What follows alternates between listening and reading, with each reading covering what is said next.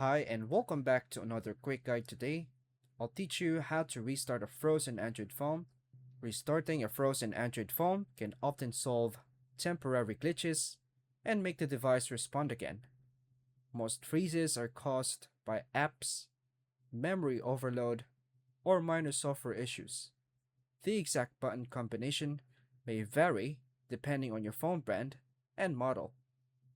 To begin, just stay calm and just wait for a few seconds to see if the phone responds. Next is to press the power button once to test the screen. Then try tapping the screen to check if touch controls work.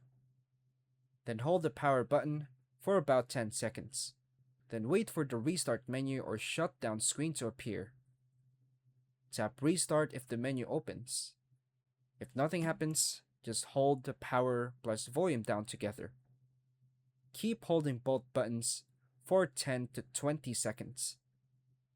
Wait for the phone to vibrate or the logo to appear. Then release the buttons once the device begins restarting.